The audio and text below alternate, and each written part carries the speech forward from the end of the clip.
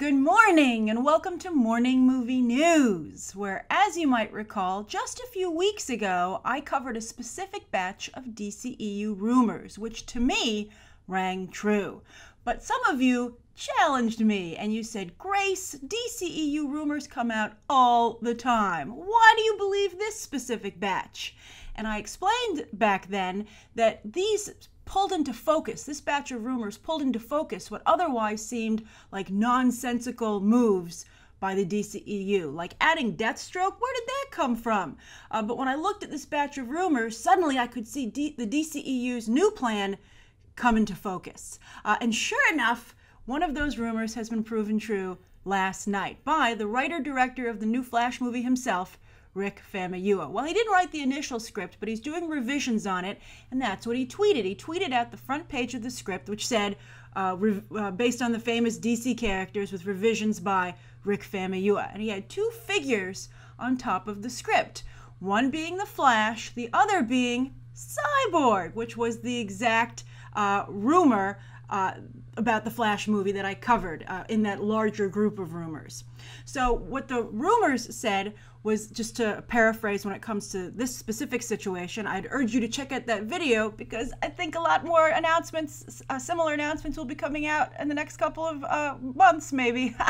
But in this case, it was that Cyborg's, his own movie's being taken away, and he's going to team up with the Flash instead in his film, which to me makes a lot of sense. And the setup would be that they know each other through school, and the actors are basically around the same age, and that would create a really cool jock-nerd dynamic, right? I think that could be very interesting right there. And also, Vic Stone, aka Cyborg, has always had a really difficult relationship with his father, who's a scientist. You saw him, trying to save his son's life in that little teaser, Cyborg teaser in Batman v Superman. But the football star and the scientist dad don't have a lot of common ground, and that's been something they've always explored in the comics, particularly with Jeff Johns when he rewrote it with the New 52. So I can see, with Jeff Johns now being the architect of the DCEU, saying, let's play up that situation. Let's emphasize it maybe with someone who gets along better with Victor Stone's dad, Barry Allen, and see where that takes us. I also think that it plays up the Beast Boy dynamic very strongly, that everybody loved from the Teen Titans animated series. I mean, they have some of the best moments from the Teen Titans animated show has been the Beast Boy and Cyborg shenanigans, right? Like even with the new shorts, like their song about I Love Pie was hilarious. And so I think that Ezra Miller, who's quite funny, and as everyone's seen with the Justice League Comic-Con trailer, he could fill the Beast Boy shoes, furry green shoes, quite well. But of course, he's going to be the Scarlet Speedster. So this leads me to wonder if they will even do Beast Boy. If they do him, perhaps if they do decide to bring him to the big screen, because there is a rumored Teen Titans movie, and they do have their nemesis now, Deathstroke. But maybe they could explore Beast Boy being more feral, dealing with his animals. Perhaps the animals he turns into affects his personality, and he's not the fun-free, joke-cracking guy that, fans know so far. But I think even more likely is that they probably feel that Beast Boy is just too darn expensive. I mean, look at them getting rid of King Shark in Suicide Squad because they didn't want to pay for that. And someone who morphs into green animals throughout the film is pretty expensive. So I think that you might have a situation where Beast Boy just won't make it to the big screen. However, I would like to point out, as I'm sure many of you are typing right now, that the Flash television show was able to do King Shark quite well on a TV budget in terms of visual effects. But speaking of TV, I think that's where this the Flash movie is going to run into problems anyway. I mean, they're going to have the Rogues Gallery, which means Jai Courtney will return, and I hope that Rick Famuyiwa can come up with more for him to do than David Ayer could. I thought that David Ayer had no idea how a guy who throws boomerangs could be a worthy opponent for the Flash, and he just decided not to show the scene. But anyway, Captain Cold runs the Rogues Gallery, and the rumors that I covered said they're going to go in a different direction for Captain Cold and make him really like disturbing.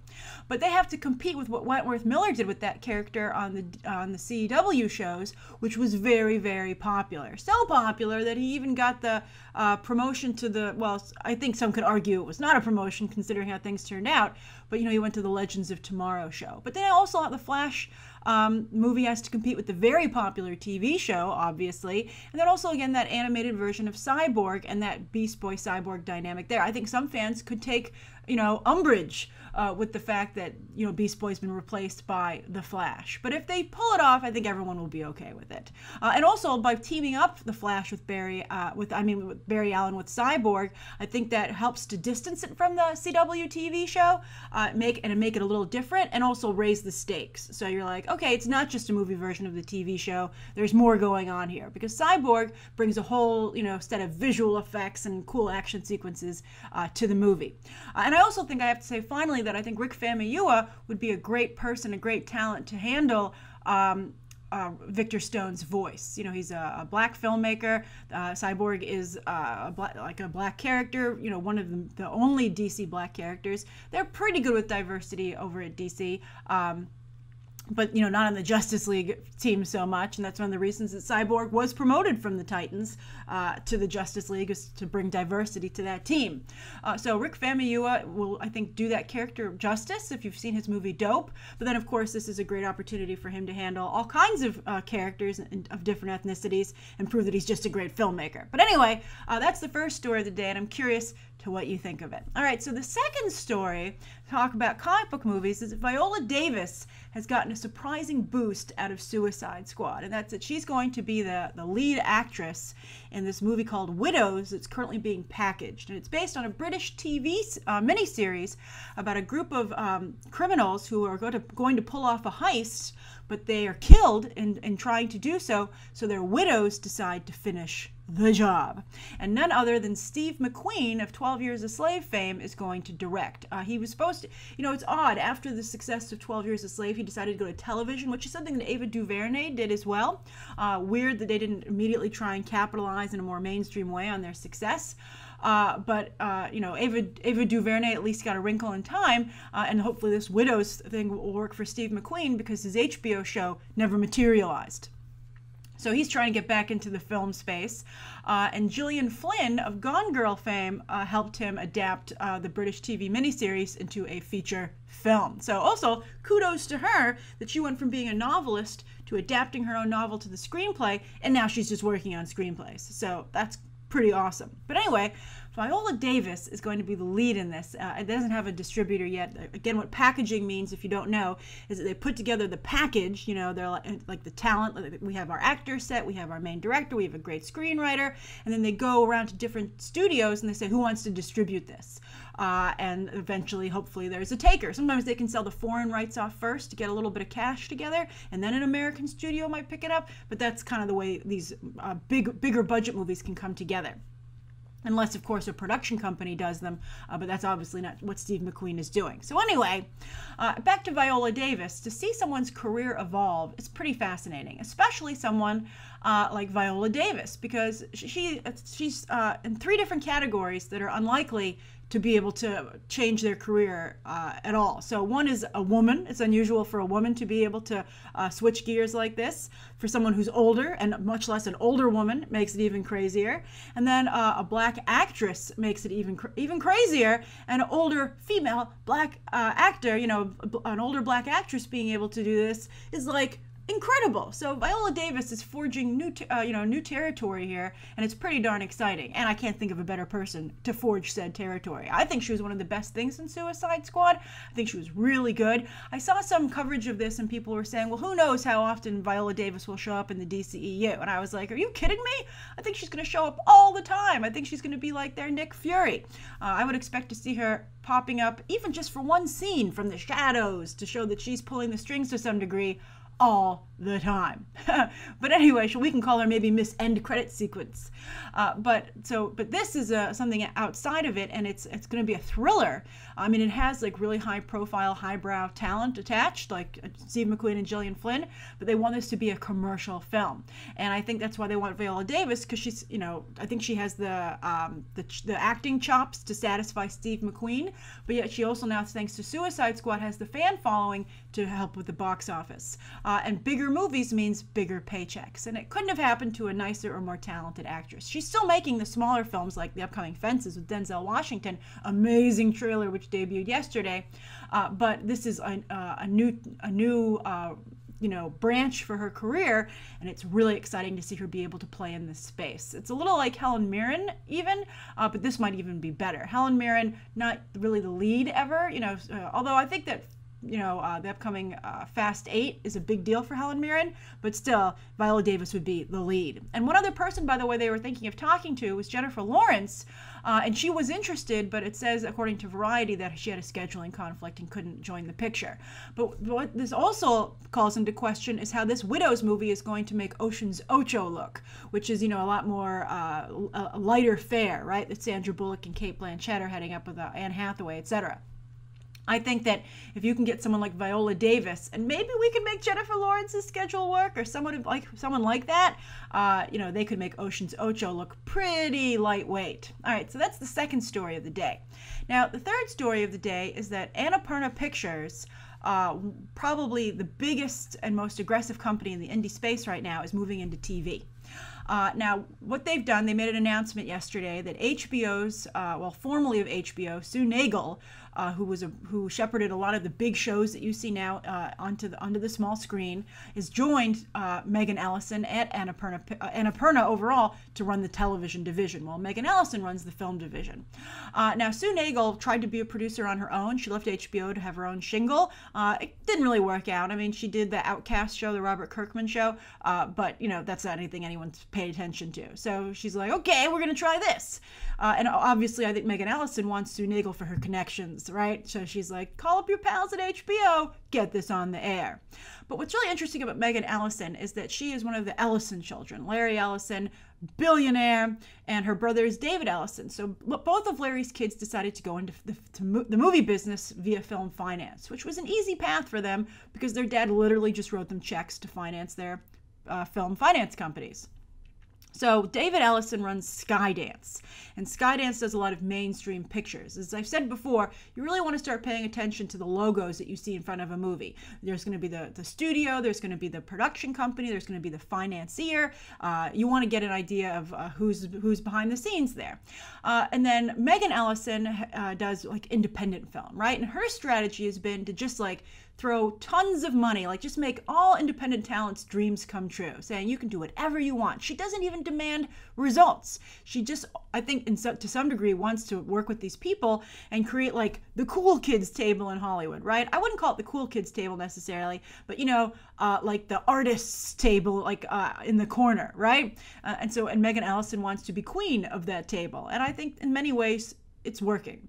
So I think that if she's going to move into the television space, expect a lot of, really quirky indie talent like Paul Thomas Anderson, he works with her a lot now, to start going into television. She's going to pull that talent into that space and again, provide an environment for them to work on the small screen as an addition to film where they can do anything they want. Money is no option. And again, nothing is demanded of them in terms of results. So I'm glad Megan Ellison can keep bleeding money, but I think to her credit, though, she did, for instance, finance Sausage Party and help make that, movie. I think that there were some good things about that film that were very impressive. And it certainly did very well at the box office. All right, so those are the three stories of the day. Now, the viewer question comes from Seton Stoffels, whose birthday was on Monday. So Seton Stoffels says, "Hi, Grace. It's my birthday today, so I hope you'll answer my question." I actually really like your question all on its own, but I wanted to be able to say happy birthday as well. So anyway, Seton says, "Okay, my question is on special effects, VFX, and CGI.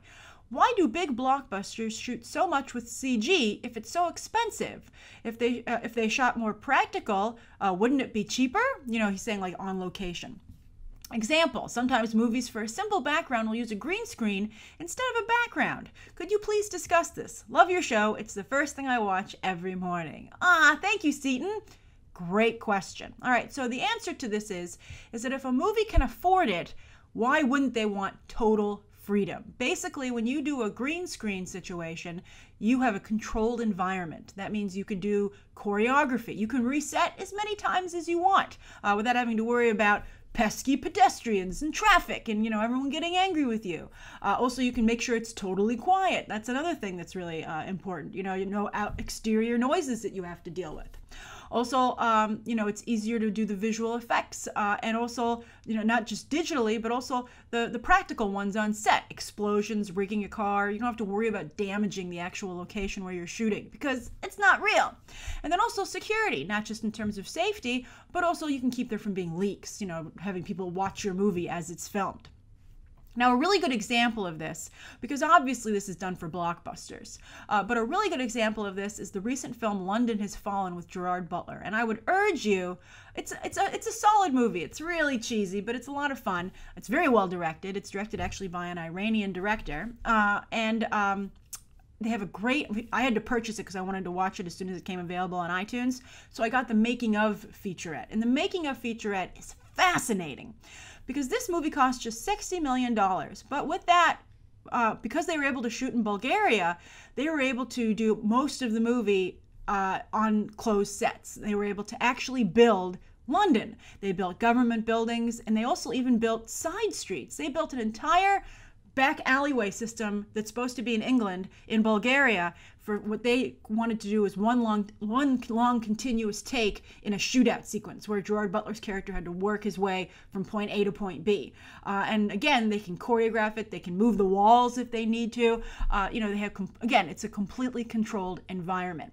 And so basically for London Has Fallen, again, for just $60 million, that's how inexpensive it is to shoot in Bulgaria. So, we're not just talking about the movies that cost over $100 million to make. Even a smaller movie can now afford to do this because with the competitive pricing in the global space. So basically what London Has Fallen did is they did maybe a week or so of shooting in London, did their big establishing shots, and it would be too hard to build, or they didn't need to build because it was just maybe characters talking.